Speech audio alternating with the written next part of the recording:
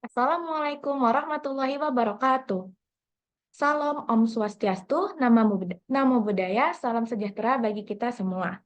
Pada kesempatan kali ini, kami dari kelompok 4 akan mempresentasikan hasil laporan tugas besar permodelan berbasis data dengan kasus 4, yaitu les renang Pak Namuradi. Sebelumnya, izinkan saya memperkenalkan anggota kelompok kami.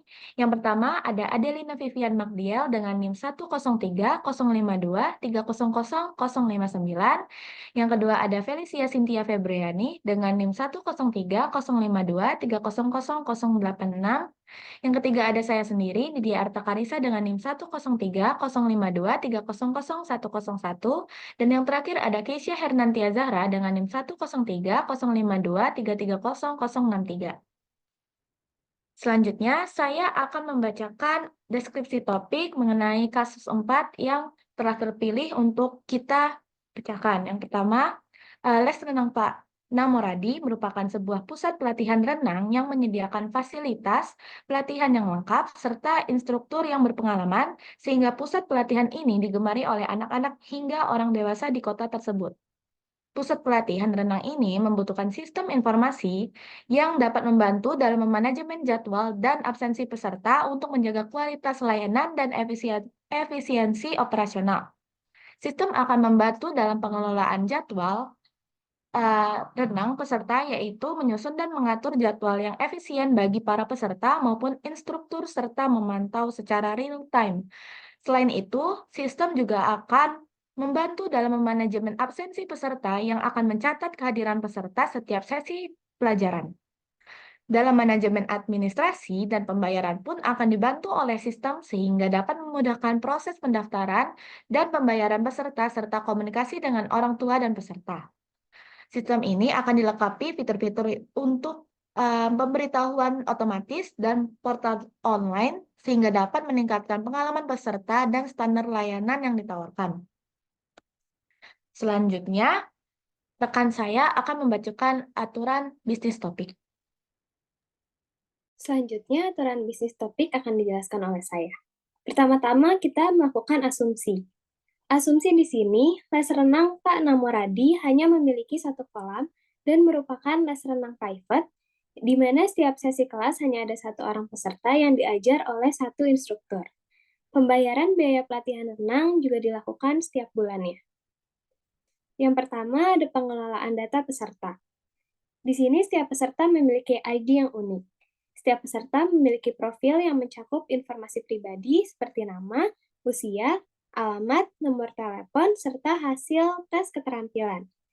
Tes keterampilan harus dilakukan sebelum peserta mendaftar kelas dan memilih jadwal. Pembayaran dilakukan sebelum peserta melakukan tes keterampilan. Setiap peserta minimal terdaftar dalam satu kelas. Dan setiap peserta dapat memiliki lebih dari satu jadwal kelas. Selanjutnya,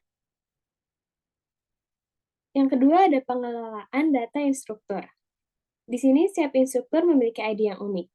Instruktur memiliki profil yang mencakup informasi pribadi seperti nama, alamat, nomor telepon, serta tingkat kemampuan. Tiap instruktur minimal mengajar satu peserta. Setiap instruktur minimal mengajar pada satu kelas. Dan setiap instruktur dapat memilih lebih dari satu jadwal kelas. Selanjutnya yang ketiga ada pengelolaan jadwal. Setiap jadwal memiliki informasi berupa tanggal, kelas yang diadakan, waktu mulai, dan juga waktu selesai.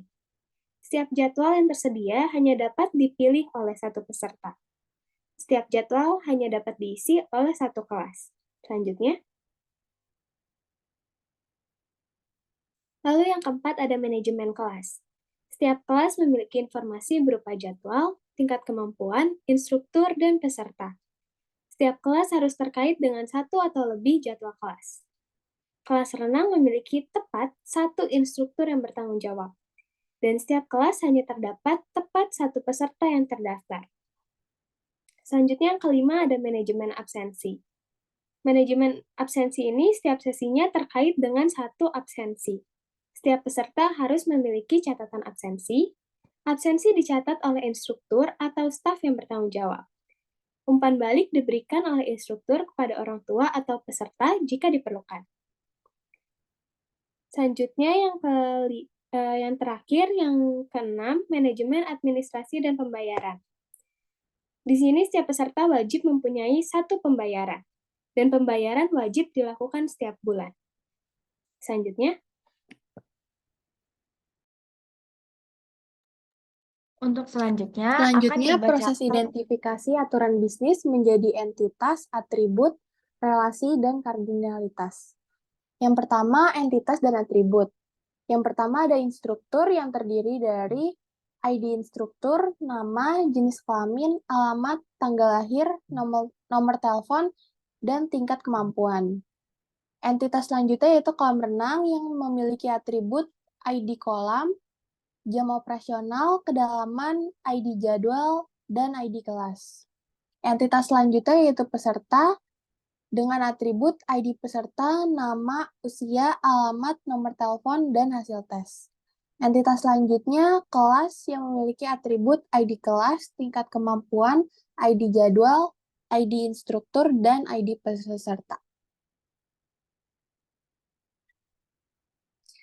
Lalu entitas yang kelima yaitu jadwal dengan atribut ID jadwal, tanggal, waktu mulai, waktu selesai, ID peserta, dan ID kelas.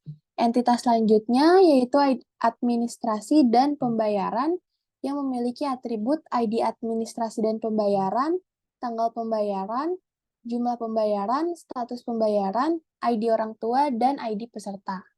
Entitas selanjutnya yaitu absensi dengan atribut ID absensi, ID peserta, tanggal, ID jadwal, ID kelas, dan ID instruktur. Dan entitas yang terakhir yaitu orang tua dengan atribut ID orang tua, nama, nomor telepon, alamat, ID peserta, ID pembayaran, dan ID absensi. Selanjutnya yaitu relasi dan kardinalitasnya. Setiap peserta terdaftar dalam satu kelas dan dapat memiliki lebih dari satu jadwal yang dimana one to many. Selanjutnya, seorang instruktur mengajar satu peserta dalam satu sesi yang dimana one to one. Setiap peserta memiliki satu atau lebih catatan pembayaran, yaitu one to many. Setiap instruktur mengajar minimal di satu kelas, yaitu one to many. Setiap kelas berasosiasi dengan beberapa jadwal, yaitu one to many. Setiap kelas memiliki satu instruktur yang bertanggung jawab, kardinalitasnya one to one. Setiap jadwal hanya dapat dipilih oleh satu peserta, kardinalitasnya one to many. Setiap jadwal diisi oleh satu kelas, kardinalitasnya one to one. Setiap pembayaran harus terkait dengan peserta yang melakukan pembayaran tersebut, kardinalitasnya one to one. Setiap peserta wajib memiliki minimal satu pembayaran atau kwitansi yang dikelola dalam administrasi pembayaran, kardinalitasnya one to many.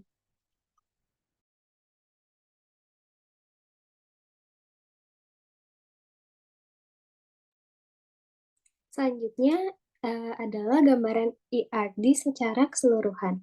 Di sini bisa kita lihat beberapa entitas yang sudah dijelaskan beserta kardinalitas dan relasinya dalam setiap entitas yang sudah digambarkan dalam ERD ini beserta atribut-atributnya.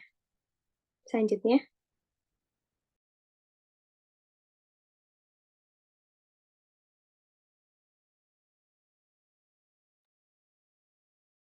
baik, selanjutnya saya akan menjelaskan translasi ERD menjadi skema relasi. Yang pertama ada instruktur, menyimpan informasi tentang instruktur yang terlibat dalam program. Setiap instruktur memiliki primary key, yaitu ID instruktur, dan atribut seperti nama, jenis kelamin, alamat, tanggal lahir, nomor telepon, dan tingkat kemampuan. Yang kedua ada kolam renang. Entitas ini berisi data tentang kolam renang yang tersedia. Setiap kolam memiliki ID unik, yaitu ID kolam, dan terkait dengan jadwal dan kelas melalui ID jadwal dan ID kelas. Lalu ada juga atribut seperti jam operasional dan kedalaman. Yang ketiga ada peserta. Entitas ini mencatat informasi tentang peserta yang terdaftar dalam program. Setiap peserta memiliki ID unik, yaitu ID peserta, dan atribut seperti nama, usia, alamat, nomor telepon, dan hasil tes. Yang keempat ada kelas. Entitas ini menyimpan detail tentang kelas yang tersedia. Setiap kelas memiliki ID unik, yaitu ID kelas, dan atribut seperti tingkat kemampuan. Kelas terhubung dengan instruktur dan peserta melalui ID instruktur dan ID peserta. Yang kelima ada jadwal. Entitas ini mencatat jadwal kegiatan yang terkait dengan program. Setiap jadwal memiliki ID unik, yaitu ID jadwal, dan atribut seperti tanggal, waktu mulai, dan waktu selesai. Jadwal terhubung dengan peserta dan kelas melalui ID peserta dan ID kelas. Lalu selanjutnya yang keenam ada absensi. Entitas ini digunakan untuk mencatat kehadiran peserta dalam kelas. Setiap entry absensi memiliki ID unik, yaitu ID absensi, dan atribut tanggal. Tabel ini juga menghubungkan peserta, kelas, dan instruktur melalui ID peserta, ID kelas, dan ID instruktur.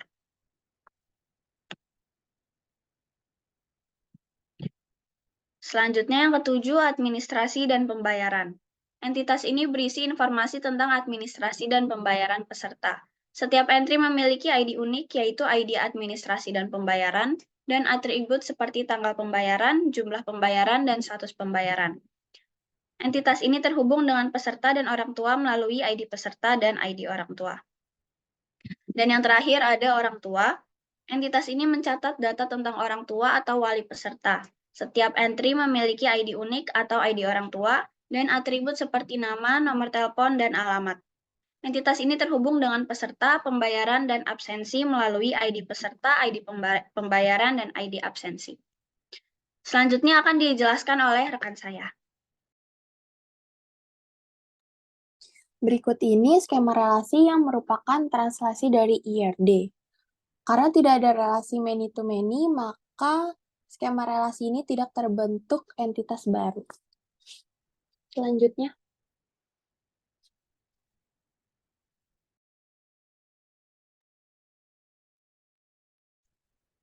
Selanjutnya adalah penjelasan proses normalisasi dari skema relasi. Proses normalisasi sendiri adalah langkah-langkah normalisasi yang melibatkan peninjauan hubungan antar entitas dan memastikan bahwa setiap tabel memenuhi kriteria untuk setiap bentuk normalisasi. Normalisasi dilakukan dengan membagi skema relasi menjadi skema yang lebih kecil dan terorganisir. Proses ini penting untuk memastikan integritas data dan memudahkan pemeliharaan database. Proses ini dimulai dengan normalisasi pertama, yaitu 1NF, memastikan bahwa setiap tabel memiliki struktur dasar dan setiap baris unik. Kemudian normalisasi kedua, yaitu 2NF, memisahkan data agar setiap tabel non-kunci bergantung pada kunci primer secara penuh.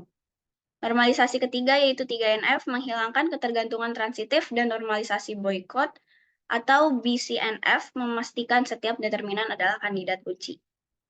Selanjutnya normalisasi keempat atau 4NF menghilangkan multi-valued dependencies, sementara normalisasi kelima yaitu 5NF mengurangi anomali yang tersisa dengan memecah tabel lebih lanjut untuk mengurangi redundansi. Dalam konteks skema yang ada, proses normalisasi akan memeriksa hubungan antara entitas dan memastikan bahwa setiap tabel memenuhi kriteria normalisasi yang relevan. Ini penting untuk memastikan integritas data, efisiensi penyimpanan, dan memudahkan pemeliharaan database.